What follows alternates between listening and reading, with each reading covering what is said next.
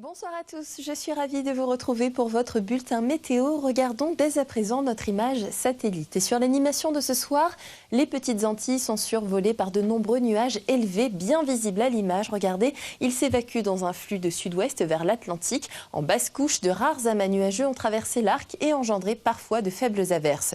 Et puis au voisinage de Trinidad et en Amérique du Sud, le temps est perturbé et quelques orages ont été observés.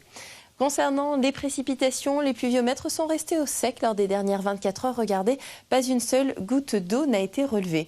Voyons à présent les prévisions pour les prochaines heures. En soirée, quelques averses qui transitent dans le canal de Sainte-Lucie peuvent déborder sur le sud de l'île. Les pluies éparses et faibles sont attendues sur l'ensemble de l'île, plutôt en seconde partie de nuit. Et côté température, le thermomètre affichera une minimale de 25 degrés. Demain, le temps est plutôt sec. Le soleil est encore partiellement voilé par des nuages inoffensifs d'altitude. Les averses sont rares. Ces dernières sont un peu plus présentes la nuit suivante. La brume de sable est discrète. Et côté Mercure, le thermomètre affichera une jolie maximale de 32 degrés. Pour le vent d'est, il faiblit légèrement et souffle en moyenne entre 20 et 25 km à l'heure. Les rafales restent possibles sur le relief. Et puis la mer, quant à elle, est agitée en Atlantique et dans les canaux avec des creux moyens autour de 1,60 m et elle devient peu agitée en Caraïbes.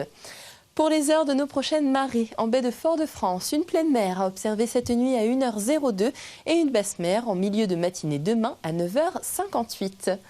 Notre soleil, toujours ponctuel, fera son apparition à 5h38 pour nous quitter à 18h37.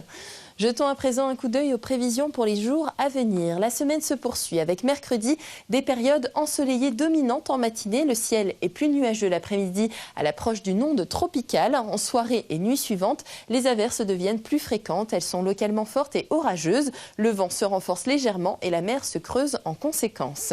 Jeudi, le temps demeure perturbé avec des averses fréquentes et localement bien marquées, voire orageuses. Le vent est modéré à assez fort, surtout la nuit. Des rafales accompagnent les fortes précipitations. La mer est agitée en Atlantique et au large Caraïbes.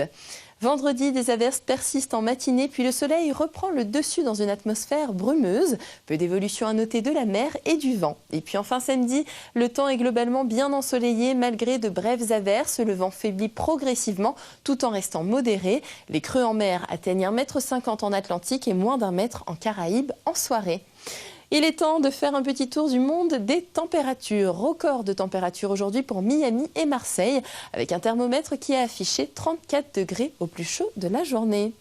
C'est déjà la fin de votre bulletin météo. Demain, nous serons le mardi 2 juillet et nous fêterons les Martiniens. Pour la suite du programme, retrouvez 2 épisodes de votre série Kain. Très bonne soirée à tous en notre compagnie sur La Première.